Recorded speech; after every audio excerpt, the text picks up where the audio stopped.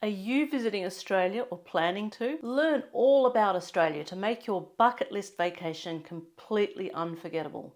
I'm going to tell you about our money, our laws, our animals, our language and more. Stick around to the end to find out about our most dangerous creature. Welcome to Linky Lifestyle. I'm Mardi and I've been travelling for over 25 years with my husband Michael, so we love to share our expertise with you to help you plan holidays that aren't just fun but truly unforgettable. Do you know what Australia's really like? Is it hot and sunny all the time? Spoiler, no. Do we all hang out at the beach and surf? Spoiler, again no. What language do we speak? Is our accent the same as a New Zealander's? Which of our animals can kill you? I bet you haven't even heard of some of them. Watch out for the drop bears. We have dollars and cents, so are they worth the same as US dollars and cents? Can I even scratch the surface of what makes Australia, well, Australia? Australia is, in essence, two islands, a really big one and a really small one. Australia is also a continent, although the continent also includes New Guinea and some other islands and is sometimes known by other names to distinguish it from Australia the country. The country of Australia has 6 states and 2 territories, with the states being New South Wales, Queensland, Victoria, Tasmania, South Australia and Western Australia. I guess they ran out of names when they named the last 2. The 2 mainland territories are the Northern Territory and the Australian Capital Territory, where Canberra, our capital, is found. And so is Linky Lifestyle. Our head of state is King Charles III and we're part of the British Commonwealth. Our parliament runs on the Westminster system and has 2 houses, the House of Representatives, or the House of Reps, and the Senate. Each state also has a parliament and there are also local council governments, which makes for a clunky 3-tiered system of government. The territories have governments too, but they're a hybrid of the state governments and the local councils. Federally, the Australian Labor Party, or ALP, are currently in power, having just won an election. And our Conservative Party, bizarrely called the Liberal Party, are in opposition. All goods and services sold in Australia incur a 10% goods and services tax, unless the provider is a small business and not required to register, or if they're basic foods and education or medical things, they don't incur the tax either. But for a visitor to Australia, you'll likely pay GST on just about everything, but also you won't even notice it. More on that later. When you leave Australia, you can visit an office in your departure airport and claim back GST on certain purchases. I'll put a link in the description below with more information. I'm sure you know we have a different currency in Australia. It's lovely, colourful polymer notes that have lots of security features built in and are easy to tell apart due to the colours. We have dollars and cents like the USA and certain other countries such as New Zealand and Canada. We don't have 1 and 2 cent coins, but we do have $1 and $2 coins. Then we have notes for $5, $10, $20, $50 and $100. Polymer notes are used in too many countries to count, including Canada, the UK and the Euro in Europe, and were developed by the Reserve Bank of Australia together with Australia's Commonwealth Scientific and Industrial Research Organisation, the CSIRO, and the University of Melbourne. They're a great Aussie invention. Keep watching to learn more about great Aussie inventions. Our note printing company, located in Victoria, prints polymer notes for many other countries including New Zealand, Mexico and Romania too. But we don't really use cash here. I couldn't tell you the last time I used cash to pay for something. I carry one emergency $20 note and I think it's been in my wallet for nearly 20 years. You just don't need cash, so if you're comfortable with putting everything on credit card, you can do that, even small purchases. And speaking of credit cards, nearly everywhere, including a fundraising stall or someone collecting donations, will have a machine you can tap your card or your Apple or Google wallet on to pay. So not only do I not carry cash, I don't carry any credit cards either. I just use my phone for everything. My main credit card is an American Express, but you'll need a Visa or MasterCard as backup because Amex fees can be quite high here, so some merchants won't accept it, and Diners isn't accepted here at all. And that leads me on to tipping. We don't do it. Ever.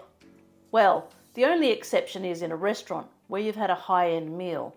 Well, you might round up to add $20 or so. Say we're paying $280 for a dinner for two. We might round up to $300. But in actual fact, that rarely happens. So please don't bring tipping culture here. Australians are well paid. We have legislated minimum award wages and no one needs a tip to make up their pay to a livable amount. Are our dollars and cents worth the same as US dollars and cents? No.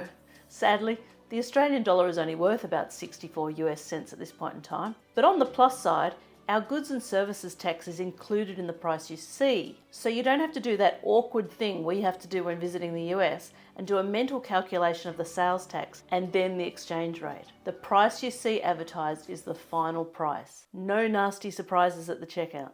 If you're coming from nearly any country other than the UK, New Zealand, Japan, Hong Kong, Singapore or India, you'll probably be used to driving on the right-hand side of the road. Australia is left-hand drive, so if you aren't used to it, be careful if you choose to drive. And when you're crossing the street, you need to look right first.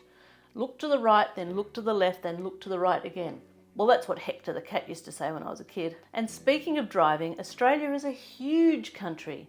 It's pretty much the same size as the USA, but we have a much smaller population, and that's mainly spread out in the coastal areas. So it's not a quick trip if you decide to drive from, say, Sydney to Melbourne. That takes about 9.5 hours. Sydney to Brizzy is nearly 10 hours, Sydney to Cairns is 27 hours, and Sydney to Perth, well, forget about that. It takes 41 hours. Domestic flights in Australia are expensive compared to the USA due to there being less competition from the smaller population. I'm not sure how they compare to intra-Europe flights though. And by the way, don't say Brisbane, Melbourne or Canberra. We say Melbourne, Brizzy or Brisvegas for some reason, and Canberra. Australians speak English, obviously, and use UK spellings, such as the letter U in the word colour, S's instead of Z's in words like prioritise, and we say aluminium, not aluminum. And we also have a language of our own. Most people speak like I do, which is a general Australian accent. There's also a cultivated Australian accent, such as Kate Blanchett has, and then there's the broad Australian accent. Think Crocodile Dundee. That's not a knife. But most Australians use Australian slang words, which are usually shortened forms of the words they replace. Even most names get shortened. Gaz instead of Gary, Shaz instead of Sharon. Then there's Cardi for cardigan, Servo for service station, which is where you buy petrol for your car. Macca's for McDonald's, Arvo for afternoon, Roo instead of kangaroo, and phrases like chuck-a-yui instead of, as our Canadian friend says, perform a U-turn. Barbie instead of barbecue, Bicky for biscuit, which is what Americans call a cookie, chook for chicken, brekkie for breakfast, avo for avocado, footy for football, which would be rugby league or Australian rules. Oh, and coldie for beer, as in a cold one, sanny for hand sanitizer. The list is endless. And a popular word to address someone with is mate, mostly used by men to address other men. So for example, if Michael went to the hardware store and asked where the ladders were, he'd probably say, "Mate, where are your ladders?" And then he'd say at the end, "Thanks, mate." Then there's words like bail, which means to leave in a hurry. Bludger, which is someone lazy, particularly in a work sense. Bogan for rednecks or shavs. Cactus, which means broken. For example, I dropped my phone and it's cactus. Flat out means busy and is short for flat out like a lizard drinking.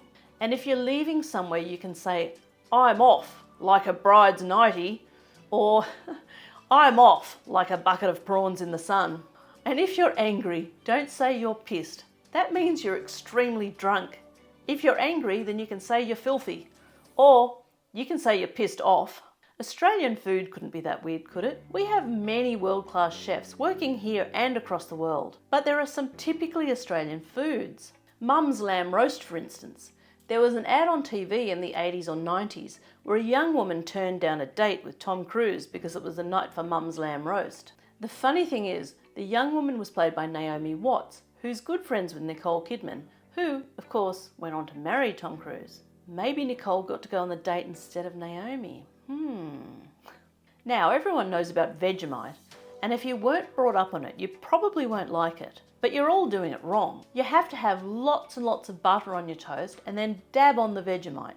It has an umami flavour and tastes a lot like soy sauce. When I was writing this script, I had to go and make some Vegemite toast, and it was yum. Which leads me to sweet breakfast foods. Although you will see waffles and syrup and things like that on some cafe menus, breakfast is not usually a sweet meal. Don't forget, we invented smashed avo. But talking of sweet, we have the world's best bicky, the Tim Tam. You have to try a Tim Tam. They now have zillions of flavours, but I like the original one or the double-coated one the best. Australia has a strong coffee culture. Between 9 and 10 a.m. in our cities, you will find herds of office workers lining up for their fix. But it has to be good coffee. There's always huge discussions about where has the best coffee around the place. Starbucks failed to take off here because Australians don't think much of their coffee offerings. I don't drink coffee myself, but I'll join my co-workers with a hot chocolate, of course. In restaurants, meal portions are smaller than the ones North Americans may be used to, and bottomless drinks or free refills aren't a thing. Then, when you order, the entree is the starter. Entree is French for enter, so I can never understand why Americans call the main course the entree. And the main course here is, well, the main course. And did you know that in Australia, Burger King is called Hungry Jack's? Apparently when Burger King was launching here, there was a hamburger shop somewhere called Burger King. Just, I think, a single hamburger shop. So Burger King from America renamed themselves Hungry Jack's for the Australian market. When you're out and about exploring, hiking, swimming or surfing, remember that the sun in Australia is stronger than in other parts of the world, and that even on a cloudy day you can get sunburnt. Always wear sunscreen, clothes that protect you from UV rays, and a hat. We had a great ad campaign here in the 1980s. Gosh, I'm going back in time today, aren't I? Called Slip, Slop, Slap. Slip on a shirt, slop on sunscreen, and slap on a hat. It's recently been updated to the less fun to say slip, slop, slap, seek, slide, where seek is seek shade and slide is sliding on a pair of sunnies, which are sunglasses. Swimming at the beach in Australia can be very dangerous. There are rips, and if you get caught in them, you'll get dragged out to sea very quickly. Always go to a beach that has lifeguards and swim between the flags. And speaking of beaches, this might be controversial, but don't go to Bondi. It's overrated and full of backpackers getting drunk. Maybe that's your thing, so if it is, go ahead. But for a nicer beach experience, get out of Sydney. Go to the northern beaches or further afield. In Queensland, the Gold Coast has great beaches, but the Sunshine Coast is beautiful too and much less touristy. But watch out for sharks and stingers. More on that at the end. If your recreation includes an alcoholic beverage, remember that you can drink from the age of 18 here, so younger members of your group may be able to join in too. What have you always wanted to know about Australia? Or, if you live here, what advice do you have for travellers down under? Comment below, and if you'd like to help our channel to bring you more content like this, check out the description for ways to support us. Of course, the best way to do that is to keep watching all our videos. I'm sure everyone knows this, but just to put it out there, we're in the southern hemisphere and our seasons are reversed. So it's hot at Christmas and cold in July. And yes, it does get cold. In Canberra, we can have overnight minimums of -5 degrees Celsius, which is about 23 degrees Fahrenheit. Sydney isn't quite as cold, but I always say there's no proper heating in Sydney, so it feels colder in winter. Their overnight minimums can be as low as 8 degrees Celsius, which is about 46 Fahrenheit. Definitely do your research before you start packing. Oh, and I probably don't need to point out that, like most of the world, Australia uses the Celsius scale for temperature and metric weights and measures. Also, like most of the world, but which may come as a surprise to visitors from the US, our gun laws are very strict and you'll never see anyone carrying a gun here, other than a police officer. There was a mass shooting in Port Arthur, a tourist spot in Tasmania, in 1996, where 35 people were killed by a person with a gun. After that, there was a huge gun control campaign. Ironically, after Tasmania had resisted similar legislation in 1987, about which another state premier said, "It will take a massacre in Tasmania before we get gun reform in Australia." Unfortunately, he was right, and in a very short time after the Port Arthur massacre, gun reform laws were enacted, and an amnesty on firearms saw over 1 million collected and destroyed. Now, to have a gun in Australia, you need a licence. And to get the licence, you need to demonstrate a genuine reason you need to own a gun, and you need to not be a prohibited person, and all firearms must be registered. Another strict set of laws relate to biosecurity. Australia is an island and has a unique environment, and relies heavily on agricultural industries, so the laws are in place to safeguard our economy, our way of life and our natural resources. You can't bring certain foods, plant materials or animal products in, and all of these must be declared on arrival. You'll have your luggage inspected and anything that is in breach will be destroyed. Most packaged and processed foods are okay, but luggage is screened with detector dogs and x-ray machines, so don't think you can get away with not declaring anything. Australians are supposedly mad about sport, and I guess that's true. There's always so much hype when the Olympics are coming. I don't enjoy sport, so I'm no expert. But Aussies love to watch our swimmers win, particularly at an Olympic Games, although the World Championships for swimming are usually broadcast here on free-to-air TV too. Then there's the sports that people watch on TV or attend on the weekends. In summer it's cricket, although if you're like Michael, you'll watch that year-round as they play in various parts of the world. Cricket is a complex game. I'm not even going to try to explain it to you, but it comes in 3 forms. A test, which is a 5-day game between 2 teams of 4 innings. This is supposedly the purest form of the game. Then there's 1-day cricket, in which 2 teams play for 50 overs each. An over is 6 balls bowled, and if you bowl an over with no runs scored, that's called bowling a maiden over. Then there's 2020 cricket, which is 2 teams playing 20 overs each and is very fast paced. The format is supposedly influenced by baseball. In winter, the sport people watch is footy. Footy is either rugby league, which is the most popular one in New South Wales, Queensland and the ACT. Then there's Australian rules, or Aussie rules, which is the more popular one in Victoria, South Australia, Western Australia and Tasmania. I'm guessing people in the NT don't watch footy. Who knows? If you're into your sport, you could attend one of these, depending on the time of year and the state or territory you're visiting. I mean, I wouldn't, but apparently some people enjoy it. People who travel a long way to get to Australia like to visit New Zealand too, and often think that Australia and New Zealand are similar. While they definitely have some similarities, there are very many differences. Now, I've only been to New Zealand a few times, so I'm no expert, but here's some of the differences. New Zealand has a different currency. It's New Zealand dollars and cents, and generally a Kiwi dollar is worth about 90% of an Australian dollar. Their currency has a similar look to ours, being colourful and made of polymer. And like Australia, you won't need cash. Tipping is also frowned upon there, and most places take credit card, although I have found that tapping with a phone wallet isn't as widely accepted as in Australia, so make sure you have physical credit cards with you too. Geographically, Australia and New Zealand are very different. Australia is dry and relatively flat. Our highest mountain is Mount Kosciuszko at 2,228 metres, whereas New Zealand's is Mount Cook at 3,724 metres. That might not sound like a big difference, but it's 1.5 kilometres, which is nearly a mile. The climate in Kiwi land is wetter and mild and temperate, whereas Australia's ranges from mild and temperate to tropical, with rainforests and also with deserts. You won't see Australian animals in New Zealand other than the Australian magpie and possum, both of which are considered pests in New Zealand, or pists if you're a New Zealander. There are no kangaroos or koalas, but they have the kiwi, which is a flightless bird, another flightless bird called the moa, and a reptile called the tuatara. Then there are various parrots, Hector's dolphin and New Zealand fur seals. The indigenous peoples of Australia and New Zealand are different too. Australia's are the Aboriginal and Torres Strait Islanders, which have diverse tribal groups and many different languages, and are regarded as the longest continuing inhabitants of anywhere in the world. New Zealand's are the Maori, who are Polynesian. Polynesia is a region of Oceania and is made up of over 1,000 islands in the South Pacific Ocean. Polynesia incorporates New Zealand, Hawaii, Vanuatu, Tonga, Samoa, and Rapa Nui, amongst others. Some similarities between Australia and New Zealand include many shops and brands, and our electrical outlets, so you won't need a different converter for the two countries. But Kiwis have a different accent to Australians, although most people outside Australia and New Zealand find it hard to tell the difference.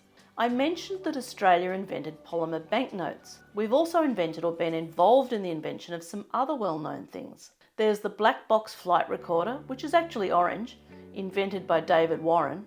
That's always a trivia question at some point in time. After the 2002 Bali bombings, Perth doctor Fiona Wood became well known for her invention of spray-on skin, which helped the burns victims. Two Australians, Dr. Mark Lidwell and physicist Edgar Booth, invented the first pacemaker in the 1920s. Not Australians, but invented in Australia by two Danish brothers, was Internet Maps Where To Technologies. You've probably never heard of it and you're thinking, Marty, what are you talking about? But it was bought the following year by Google and became Google Maps. The medical application for the antibiotic penicillin was derived by Australian scientist Howard Florey. The cochlear ear, known as the bionic ear implant, was invented by Professor Graham Clark of Melbourne University. In 1889, and now we're going back a bit, Australian electrical engineer Arthur Arnott, try saying that 3 times fast, patented the world's first electric drill, although it was designed to drill rock and dig coal, but it was the precursor to the ones that we all have in our homes these days. The winged keel, invented by Ben Lexon, debuted on the Australian competitor Australia 2 in the America's Cup yacht race in 1983, leading to Australia winning the America's Cup, the first non-American winner in its long history. The CSIRO, our government research and science organisation, invented Wi-Fi in the 1990s. If you've ever had an ultrasound, yep, that was invented by an Aussie too, as were plastic lenses for spectacles, the inflatable escape slide and raft found on every commercial airliner, vaccines against cervical cancer, and race cam, allowing TV broadcasts from race cars. I think some visitors to Australia are disappointed not to see kangaroos hopping down the streets. Unless you visit a quiet rural area, it's unlikely that you'll see them. Although I have seen a kangaroo hopping down my suburban street twice in the over 30 years I've lived here. But the odds aren't great, and when I have seen one, I feel bad because it means the roo is a long way from where it should be, and it's in danger of being hit by a car on one of the main roads it'll need to cross. The best option is to visit a wildlife park where you can interact with kangaroos and koalas. Use Google to find one in the area you're visiting. Where I live in Canberra, there's a zoo and a wildlife sanctuary within 20 minutes of here, so I'm sure you'll find one near where you visit. You can often book a meeting with a koala too, but they're shy and nocturnal, so it isn't always possible. To be honest, I've never cuddled a koala. They can be vicious and often carry the disease chlamydia. Sorry about shattering any illusions about cute, cuddly koalas. They're also a bit smelly. Other native animals include possums, Tasmanian devils, wallabies, and wombats. Wombats can do a lot of harm to humans, so you won't get to meet one up close. And devils are vicious too, but you can probably meet a wallaby. Possums hang around in trees in our suburban backyard. They make the most awful noise. It sounds like a monster. Not a cute furry marsupial. And what's a marsupial? It's a type of mammal. It has a pouch on the female's abdomen into which the young go to develop after birth. They're born as tiny little red jelly beans and they live in the pouch for months. There are milk glands in the pouch for them to suckle on. Then there's the world's weirdest animal, the platypus, which is a monotreme. Other monotremes are echidnas. In fact, I think they're the only 2 types of monotreme. Platypi are very shy. Hey, I'm a poet and I didn't know it. I've never seen one in the wild. And the male has a sharp claw on its back leg that will poison anything it's stuck into. So watch out if you see one. Then we have big spiders called huntsmen. I'm terrified of these, but they aren't poisonous, at least not to humans. If you saw the 90s movie Arachnophobia, the small spiders were Australian huntsmen. I've actually seen that movie, which might surprise you knowing that I'm arachnophobic myself, and some of the scenes still give me nightmares. I think all of our snakes are venomous, and then there are spiders such as the redback and the funnel web that are highly venomous too. I was walking in the bush behind the house I grew up in when I was about 7, and I came across a brown snake on the path. I was so terrified I bolted all the way home. But I don't mind them now. If you leave them alone, they won't attack you. In fact, I'd rather see a snake than a huntsman spider. When I worked at an animal shelter, the snakes would come out on warm spring days, and we'd send warnings out to all the staff about where they'd been sighted. They loved nice sun-warmed spots like concrete paths. But the worst animal of all is the drop bear.